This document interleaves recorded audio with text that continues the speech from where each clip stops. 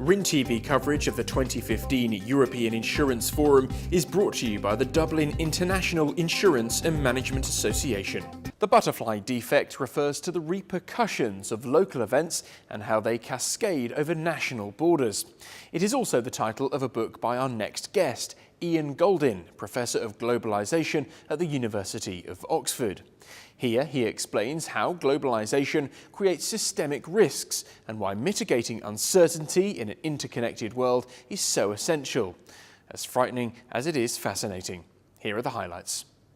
The butterfly defect is a play on Lorenzo's butterfly effect. And this was a physics observation that something that happens on the other side of the world can impact events elsewhere. And his example was a butterfly flapping its wings in the US could create a hurricane at the other side of the world. And what I'm arguing now is that this is the nature of risk. That what's really changed is the contagion. What's really changed is the spillover of risk across national borders, across sectoral borders. And what we're seeing is that globalization and technological change have created an incredibly hyper-connected global system. And increasingly, what we will have is surprises that come from outside our own domains. And the great challenge of risk management for the 21st century is how do you mitigate this? How do you build resilience against this? How do you manage what's much more complex than it ever was before? So I believe the nature of risk is changing. And the butterfly defect is simply a play on the butterfly effect to emphasize this hyperconnectivity. My biggest concern is that globalization is reversed. I think it's an incredibly positive force. The spread of markets around the world, the spread of opportunities around the world has lifted people out of poverty and created the most rapid growth the world has ever known economically. But it could also be its own undoing if we don't manage it properly.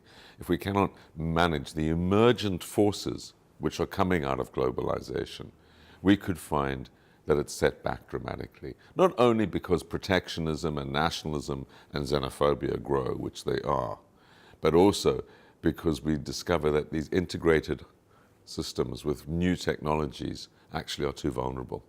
They're not stable. For example, if we can't deal with cybersecurity in the cybersphere, on the internet, people will no longer use the systems. If we cannot deal with the threat of pandemics when we have major airports and traveling, we'll find that these become much slower points of conveyance. If we cannot deal with supply chain shocks, we'll find that we resort to much earlier types of management structures. And this applies across the board. So we need to get much better at managing our success, and that's really my concern. I think what causes instability is a number of things arising out of globalization. The first is the pace of progress, the pace of change. This is more rapid than ever before. We move from a world of about 1 billion people connected 30 years ago to 5 billion people connected now, with much higher levels of income.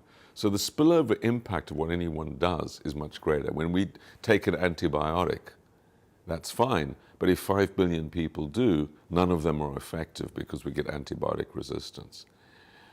If a small group of people are connected to the internet, that can be managed. But if 5 billion are, we can get a cyber attack from anywhere.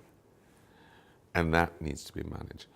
So it's the contagion, it's the unintended consequences, but it's also the pace of technological change. What we've learned, not least from the financial crisis, is that this incredibly sophisticated system for financial management with these great national institutions, the central banks, the Fed, the SEC, the Treasury, the IMF at a global level, sophisticated audit committees in the institutions, none of them were able to understand the new credit derivative structures and the algorithms developed by young physics graduates and maths grads.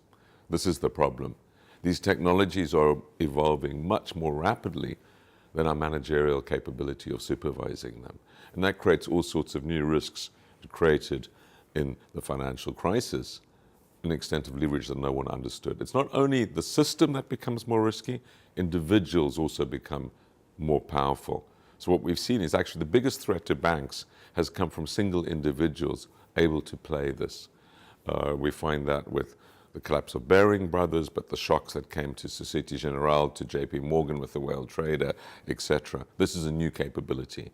And this is not only happening in finance, it's happening across the board. The capability of individuals to become as powerful and sometimes as states is a whole new dimension. This is caused by globalization. I wrote The Butterfly Defect really as a wake-up call because I feel so strongly that the industry, the insurance industry, the risk management industry, other players are stuck in silos which were created in the 20th century, thinking that they can manage in a contained way, delegating responsibility to chief risk officers, delegating responsibility at government level to the military or intelligence services, when actually the system as a whole requires understanding. So it's got to be the CEO or the president or someone of that nature that has a span, that thinks of risk management as their primary duty. There's no future for us if we don't risk manage. I mean, the risks are so great and are rising so rapidly. Unless we really understand that the underbelly of success is failure, the underbelly of globalization is disintegration. Unless we understand that, I think we're going to find that the future is a very, very tough place to be in.